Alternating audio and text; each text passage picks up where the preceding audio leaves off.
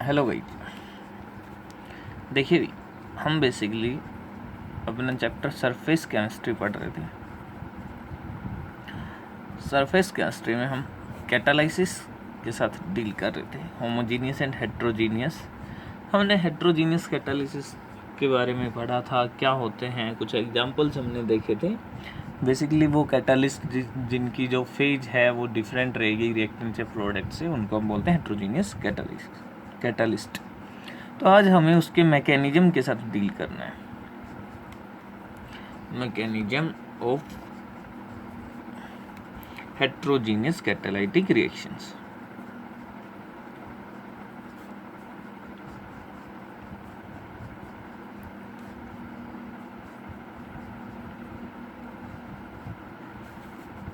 हमें basically mechanism के साथ डील कर रहे हैं। तो देखिए, हमने होमोजीनियस पढ़ा था, तो वहाँ पे हमने इंटरमीडिएट थ्योरी पढ़ी थी। आपका बेसिकली रिएक्टेंट के साथ आपका कैटालिस्ट कंबाइन होकर एक इंटरमीडिएट बनाता है। वो इंटरमीडिएट फर्दर किसी दूसरे रिएक्टेंट के साथ कंबाइन करता है या फिर खुद डिकम्पोज होता है और आपका प्रोडक्ट फॉर्मेशन होती है along with regeneration of catalyst. यहाँ पे आपकी ओल्ड थ्योरी, दो थ्योरीज हैं बेसिकली, एक मॉडर्न एडजॉर्प्शन थ्योरी बोलते हैं, एक ओल्ड थ्योरी बोलते हैं। दोनों को डील करते हैं। पहले ओल्ड थ्योरीज को डील करते हैं। देखिए, ओल्ड थ्योरी क्या बोलती है आपकी, कि आपका जो सॉल्यूशन आप है उसके अंदर, सपोज करो ये कोई भी सॉल्यूशन है जिसके अंदर रिएक्शन चल रही थी, आपने कोई कैटालिस्ट डाला, हेट्रोजीनियस कैटालिस्ट आपने प्रोवाइड किया। तो ये कैटालिस्ट क्या करेगा, ये सरफेस एरिया प्रोवाइड करेगा और उस सरफेस एरिया पे क्या रहेंगी, आपकी फ्री वैलेंसीज रहेंगी। क्या रहेंगी? फ्री वैलेंसीज रहेंगी। और वो फ्री वैलेंसीज अपनी तरफ अट्रैक्ट करेंगे रिएक्टेंट मॉलिक्यूल्स को due to adsorption. Basically free valencies होती हैं, वो हमने डिस्कस किया था कि एडजॉर्प्शन किस वजह से होता है, जो सरफेस के ऊपर जो एक नेट फोर्स लगता है ड्यू टू अनबैलेंस्ड एनवायरनमेंट। ठीक है। तो बेसिकली ओल्ड थ्योरी क्या बोलती है आपकी, ओल्ड थ्योरी बोलती है सरफेस ऑफ कैटालिस्ट क्या बोलते हैं, according to this theory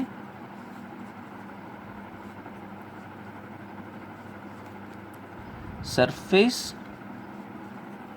of catalyst unlike the inert part, unlike the inner part of the bulk। आपका बल्क की तरह ना होके हम सरफेस की बात कर रहे हैं, has valency, has free valencies. क्या रखेंगे?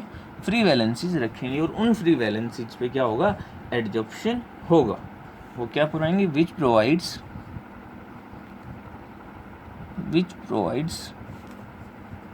वैलेंस साइट बोलिए या फ्री साइट बोलिए, नॉर्मल साइट बोल लीजिए, कोई दिक्कत नहीं है, साइट फॉर एडजॉर्प्शन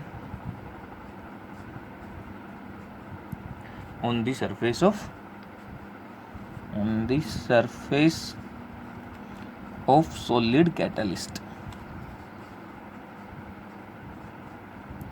ये जो आपकी थ्योरी है वो क्या करेगी, सरफेस पे, ये थ्योरी क्या बोलती है, जो सॉलिड का सरफेस है कैटालिस्ट का, जो वो क्या प्रोवाइड करेगा, फ्री वैलेंसीज प्रोवाइड करेगा, जिसकी वजह से क्या होगा, एडजॉर्प्शन होगा रिएक्टेंट्स का सरफेस पे।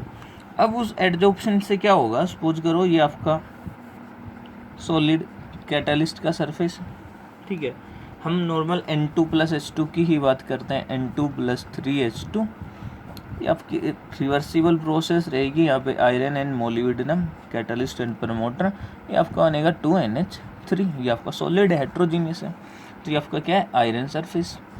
N2 है, यहाँ पे N2 के पीछे क्या है, ट्रिपल बॉन्ड। इस पे कुछ फ्री वैलेंसीज रहेंगी और वो फ्री वैलेंसीज ये इस लाइन से मैं ड्रॉ कर रहा हूँ। ये फ्री वैलेंसीज क्या करेंगी, इस नाइट्रोजन रिएक्टेंट के मॉलिक्यूल को अपनी तरफ अट्रैक्ट करेंगी। तो होगा क्या, ये नाइट्रोजन आके इसके ऊपर एडजॉर्ब होगा और इस एडजॉर्प्शन की वजह से आपकी हीट एनर्जी रिलीज होगी, और जो हीट एनर्जी रिलीज होगी वो क्या करेगी, इस बॉन्ड को, ये जो N2 जो आपके ट्रिपल बॉन्ड है जो कि बहुत स्ट्रॉन्ग बॉन्ड है, हम बोलते हैं नाइट्रोजन इनर्ट है due to triple bond is very strong bond, ये जो आपका बॉन्ड है वो क्या हो जाएगा, वीक हो जाएगा, और वीक होने पर ही आपका रिएक्शन आगे प्रोसीड करेगी, अदरवाइज तो N2 बहुत आपकी इनर्ट होती है। इसी वजह से आपके पैकेट्स में लेज कुरकुरे आप खाते होंगे उनके जनरली फिल होती है, ठीक है। तो N2 ने एडजॉर्ब हुई फ्री वैलेंसीज पे, ये क्या थी आपकी फ्री वैलेंसीज, इससे क्या हुआ, आपका बॉन्ड वीक हो गया। अब बॉन्ड एडजॉर्प्शन की वजह से क्या हो गया, बॉन्ड वीक हो गया। अब ये वीक बॉन्ड, इस वीक बॉन्ड को ब्रेक करना क्या है, इजी है कंपेरेटिवली टू स्ट्रॉन्ग बॉन्ड, इसलिए आपकी क्या होगी, जो रेट है वो क्या हो जाएगी, इनहेंस हो जाएगी, रिएक्शन का रेट है वो क्या हो जाएगा, इनहेंस हो जाएगा। तो यहाँ पे हम क्या बोलेंगे, adsorption of reactant molecules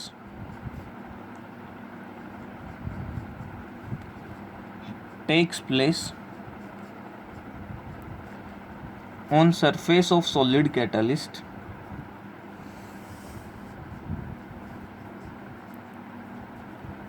this result weakening of bond between reactant molecules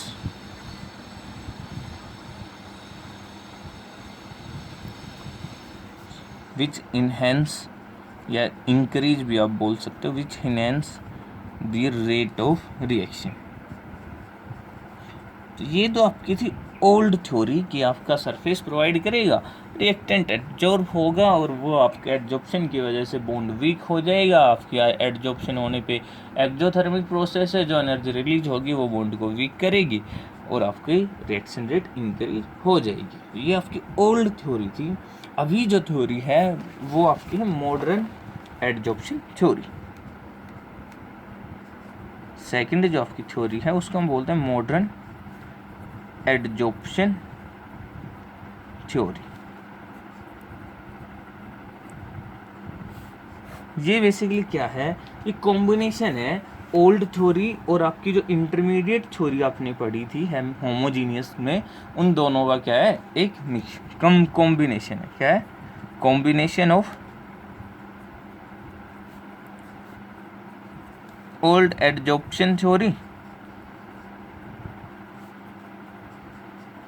and intermediate theory, दोनों का आपका कॉम्बिनेशन। कैसे कॉम्बिनेशन है देखिए, इस थ्योरी में कुछ स्टेप्स हैं। ये थ्योरी बोलती है हेट्रोजीनियस कैटालिसिस जब रिएक्शन होती है तो वो कुछ स्टेप्स के थ्रू प्रोसीड होती है। According to this theory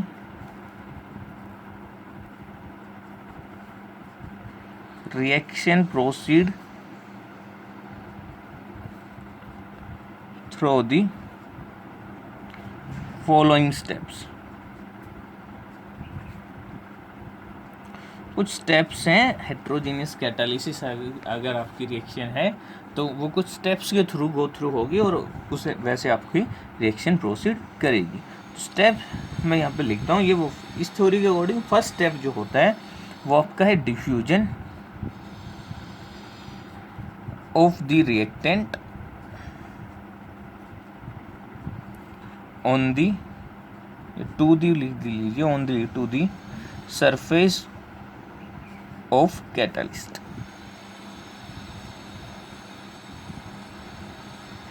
second, first क्या होगा, आपका रिएक्टेंट जो है वो कैटालिस्ट के सरफेस पे जाके डिफ्यूज होगा। उसके बाद क्या होगा, adsorption of molecules of reactant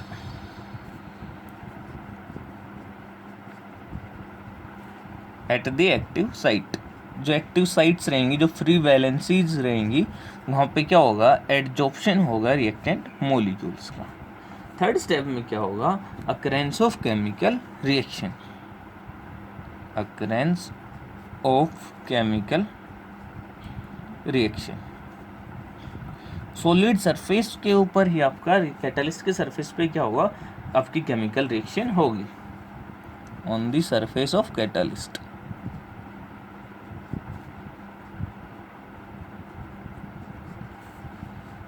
ठीक है, और ये कैसे होगा, ऐसे नहीं होगा कि अब रिएक्शन हो गई, कुछ ट्रांजिशन स्टेट नहीं, यहाँ पे हम बोल रहे हैं combination of intermediate theory.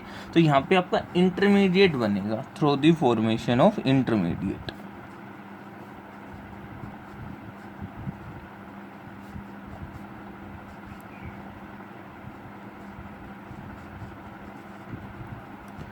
Fourth, एक बार आपका इंटरमीडिएट बन गया, अब इंटरमीडिएट के बाद आपका प्रोडक्ट बनेगा। इंटरमीडिएट के बाद क्या बनेगा, प्रोडक्ट बनेगा, और उस प्रोडक्ट का क्या करेंगे, डिजॉर्प्शन करेंगे। Desorption of product molecule from surface of catalyst.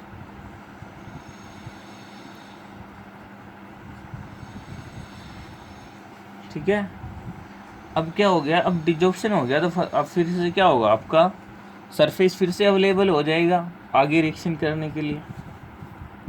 ठीक है, नेक्स्ट स्टेप में क्या करेंगे, डिफ्यूजन ऑफ प्रोडक्ट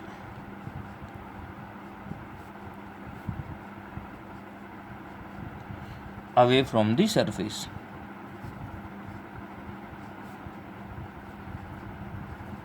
तो ये कुछ पॉइंट्स हैं, ये कुछ स्टेप्स हैं जिनके थ्रू आपकी रिएक्शन होगी। सबसे पहले क्या करेंगे, देखो एक डायग्राम से समझाता हूँ। सपोज करो ये आपका कोई कैटलिस्ट था,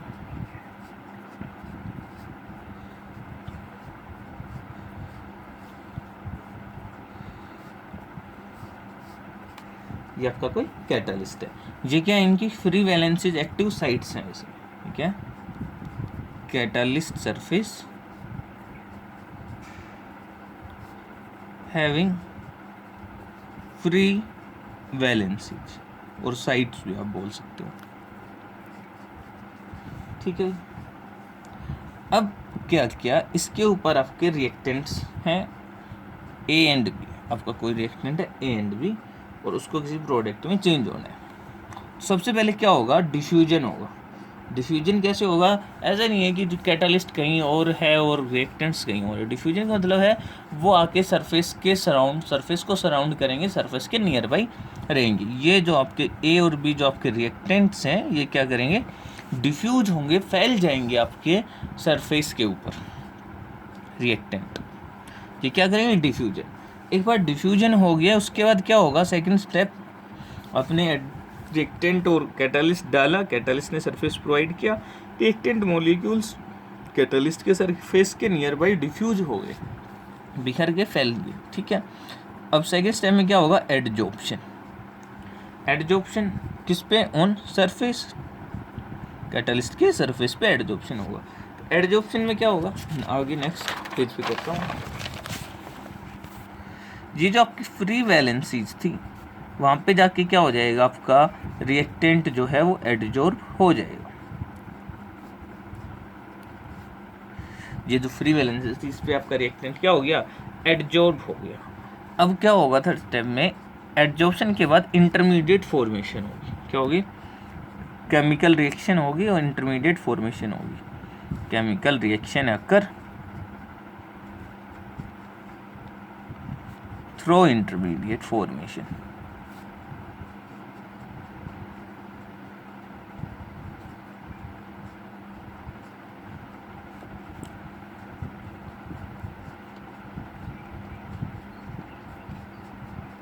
यहाँ पे इन दोनों के बीच में बॉन्ड बनना स्टार्ट होगा, रिएक्शन हो गई होगी, तो ये क्या बन गया, आपका इंटरमीडिएट बनेगा। सरफेस पे ही काम चल रहा है, सरफेस से अभी कोई एक बार आपका इंटरमीडिएट बन गया, अभी क्या होगा, अब डिजॉर्प्शन होगा। Desorption of product molecule. अब क्या हो गया, ये जो आपका इंटरमीडिएट था, ये जो प्रोडक्ट बन गया ए बी, ये अपने आप क्या हो जाएगा, डिजॉल्व हो जाएगा, सरफेस को लीव करेगा। तो ये आपका क्या बन जाएगा,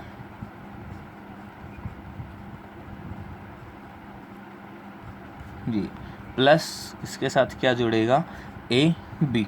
ये आपका क्या आ गया, प्रोडक्ट, और ये आपका क्या आ गया, फिर से कैटालिस्ट रीजनरेट हो गया अलोंग विद एक्टिव साइट्स, जिसके ऊपर आपके दूसरे रिएक्टेंट मॉलिक्यूल्स आके डिफ्यूज होंगे। देन फिर से प्रोसेस एडजॉर्प्शन होगा, इंटरमीडिएट बनेगा, प्रोडक्ट आपका डिफ्यूज हो जाएगा और आपका ये रिएक्शन चलती रहेगी। ये आपका कैटालिस्ट रिकवर हो गया। तो ये आपकी थ्योरी है जो किस पे बेस्ड है, मॉडर्न एडजॉर्प्शन थ्योरी। वो बोलती है पहले डिफ्यूजन होगा रिएक्टेंट का कैटलिस्ट के सरफेस पे, उसके बाद एडजॉर्प्शन होगा, देन केमिकल रिएक्शन होगी थ्रू इंटरमीडिएट फॉर्मेशन, उसके बाद प्रोडक्ट जो है वो आपका डिजॉर्प्शन शो करेगा और आपका कैटलिस्ट रीजनरेट हो जाएगा, रिकवर हो जाएगा। ठीक है, तो ये चीज़ें आपको याद रखनी है इसके केस में, मॉडर्न एडजॉर्प्शन थ्योरी के केस में। सो देखिए यहाँ पे एडजॉर्प्शन कैसे हेल्प करेगा रिएक्शन को। Adsorption helps in the following way to increase rate of reaction.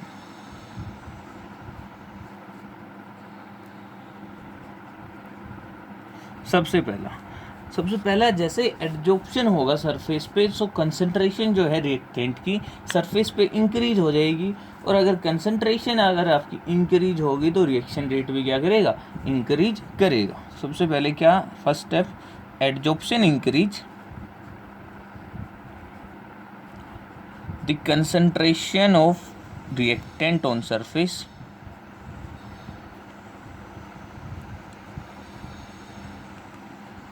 Of catalyst, किसका सरफेस है, of catalyst, which result increase in rate of reaction. इसकी वजह से आपका रेट ऑफ रिएक्शन क्या करेगा, इंक्रीज करेगा। दूसरी, आपका जो एडजॉर्ब हुआ, आपने देखा ये जो आपके एडजॉर्प्शन हुआ तो अभी क्या बन गए, ये एक्टिव स्पीसीज बन गए, फ्री रेडिकल्स बन गए।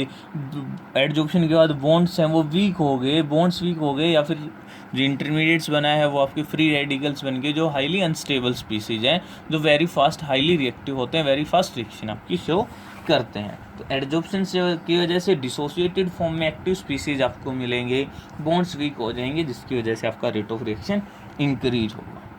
तो ये सेकंड स्टेप क्या है, adsorb molecules get dissociated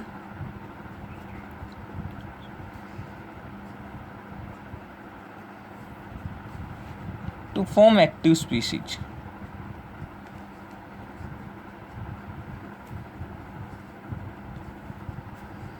like free radicals,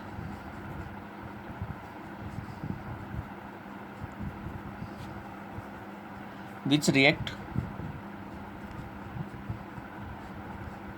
faster than molecules, जो किससे, मॉलिक्यूल से फास्ट रिएक्ट करेंगे। Active species free radicals unstable हैं, हाईली रिएक्टिव आपके हैं, इसकी वजह से आपकी रिएक्शन क्या मिलेगी, फास्ट रिएक्शन आपको देखने को मिलेगी। तीसरा आपको एडजॉर्प्शन एक्जोथर्मिक है, adsorption is exothermic process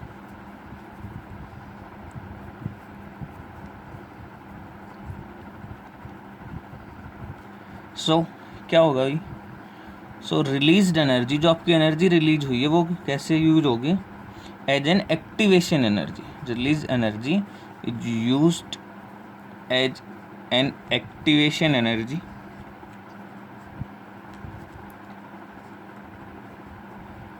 for the chemical reaction. जो आपकी केमिकल रिएक्शन होगी उसके लिए कैसे यूज होगी, एज एन एक्टिवेशन एनर्जी आपको काम करेगी। फोर्थ, आपका एक बार एडजॉर्प्शन हो गया तो आपके जो रिएक्टेंट मॉलिक्यूल्स है वो फ्रीली मूव नहीं कर पाएंगे और उनकी एंट्रोपी है वो डिक्रीज हो जाएगी, फ्रीली मूव नहीं कर पाएंगे, रेस्ट तो एक दूसरे के ज़्यादा क्लोज आएंगे, जो बॉन्ड बनेगी, जो इंट्रैक्शंस होंगी बेसिकली रिएक्टेंट्स के बीच में टू कन्वर्ट इनटू प्रोडक्ट, वो ज़्यादा फास्ट होंगी। अगर मूव करेंगे हाई एनर्जी रहेगी तो इतनी जो इंट्रैक्शन बनने में टाइम लगेगा। तो बेसिकली क्या कर रहे हैं, एडजॉर्प्शन, द एडजॉर्ब्ड मॉलिक्यूल, हम ये भी लिख, the adsorbed molecule moves less freely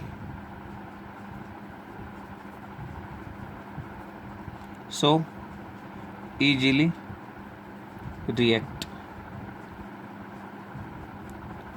so easily नहीं बोल सकते हम, rapidly बोल सकते हैं, rapidly react with each other। तो ये आपका हेट्रोजीनियस का मैकेनिज्म, कैसे आपके हेट्रोजीनियस कैटालिस्ट में काम करता है कि, और एडजॉर्प्शन उसमें कैसे आपका रोल प्ले करता है। कुछ सोच रहे हैं कैटालिसिस एडजॉर्प्शन क्या, हम क्यों पढ़ रहे हैं यहाँ पे, बिकॉज एडजॉर्प्शन जो है वो कैटालिसिस में बहुत बड़ा रोल प्ले करता है, वो अभी आपने देखा है। तो ये आपका कैटालिसिस होमोजीनियस एंड हेट्रोजीनियस। अभी कैटालिस्ट का एक पार्ट, छोटा सा पार्ट और रह गया, कुछ बेसिक टर्म्स है like selectivity, activity of catalyst, positive catalyst, negative catalyst, वो आपने 4th यूनिट में केमिकल काइनेटिक्स में पहले ही देख लिया था। अभी आपको एंजाइम कैटालिसिस, लॉक एंड की का एक मैकेनिज्म होता है, Michaelis Menten equation, Lineweaver Burk plot, थोड़ा सा वो पढ़ना है, बाकी हम नेक्स्ट लेक्चर में डील करेंगे। Thank you.